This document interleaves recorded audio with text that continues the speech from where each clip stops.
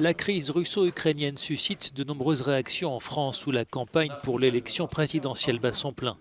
À gauche, Jean-Luc Mélenchon dénonce la reconnaissance par Moscou de l'indépendance des républiques séparatistes tout en s'opposant à l'intégration de l'Ukraine à l'OTAN. Il réclame la tenue d'une conférence sur la sécurité en Europe et en appelle au respect des frontières pour préserver la paix.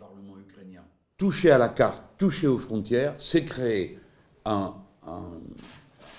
risque de guerre généralisée, comme celle qu'on a déjà connue dans le passé.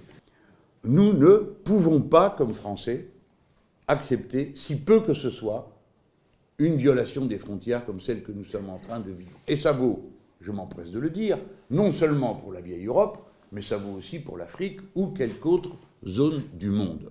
Jean-Luc Mélenchon. Représentant d'une gauche radicale, Jean-Luc Mélenchon, 70 ans, en est à sa troisième campagne présidentielle. À un mois et demi du scrutin, il semble être le candidat le plus plébiscité par les militants de gauche. 11% d'intention de vote dans les sondages, c'est peu par rapport aux 19% de suffrages qu'il avait recueillis lors de la dernière élection présidentielle où il était arrivé à la 4e place. Cet effritement électoral pourrait s'expliquer par la multitude de candidats à gauche qui n'ont pas réussi à se rassembler en dépit d'une primaire populaire organisée par des militants mais non reconnue par la plupart des présidentiables.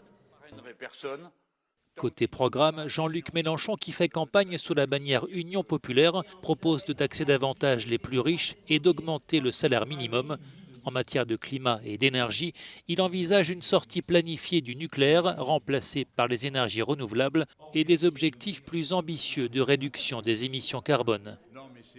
Enfin, sur l'Europe, il ne défend plus l'hypothèse d'une sortie des traités, mais prône plutôt une désobéissance au cas par cas pour pouvoir appliquer son programme de rupture écologique, économique et sociale.